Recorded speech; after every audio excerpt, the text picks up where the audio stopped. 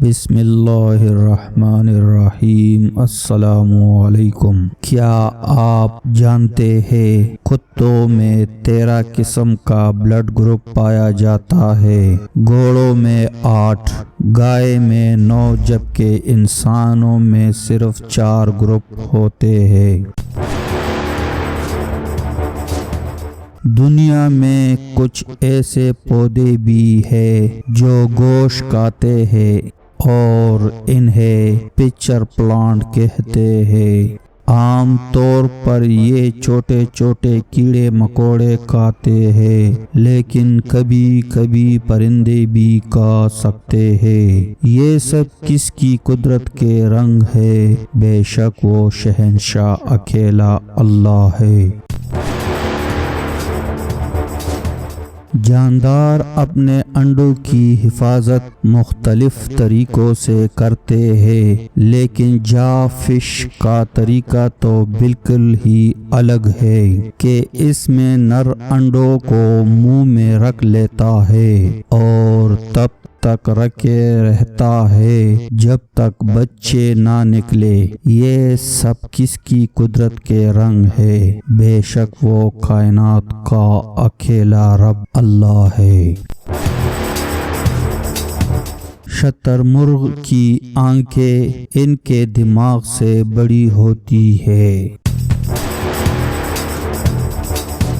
Turkmenistan میں 1991 سے پانی، گیس اور بجلی شہریوں کے لیے مفت ہے۔ شیر کی داڑھ 5 میل دور سے سنی جا سکتی ہے۔ اگر آپ اپنے مثانے کو بہترین رکھنا چاہتے ہیں تو پیاز کا استعمال کریں۔ کیا آپ جانتے ہیں الاسکا میں سبزیاں بہت بڑے سائز کی اگتی ہے، کیونکہ وہاں ایک دن میں 20 گھنٹے سورج کی روشنی ان کو ملتی ہے۔ شیر کی بچے جب اپنے والدین کو کاٹتے ہیں تو وہ اکثر رونے کی ایکٹنگ کرتے ہیں۔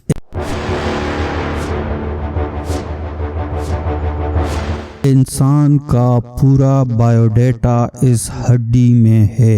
ریڑھ کی ہڈی اور ارشاد نبوی صلی اللہ علیہ وآلہ وسلم۔ رسول اللہ صلی اللہ علیہ وآلہ وسلم نے ارشاد فرمایا، ابن آدم کے بدن کی ہر چیز کو زمین پوسیدہ کر ڈالے گی سوائے پونچھ کے، اسی سے انسان کو بنایا گیا اور اسی سے انسان کو دوبارہ اٹھایا جائے گا۔ صحیح مسلم 7604۔ ریڑھ کی ہڈی کا سب سے نچلا حصہ پونچھ کی ہڈی کہلاتا ہے۔ جدید میڈیکل سائنس نے یہ ثابت کیا ہے کہ انسان کی موت کسی بھی طرح واقع ہو، یہ حصہ محفوظ رہتا ہے۔ بعد ازاں لاکھوں سال مٹی میں پڑے رہنے کے باوجود بھی یہ حصہ پوسیدہ نہیں ہوتا۔ شدید ترین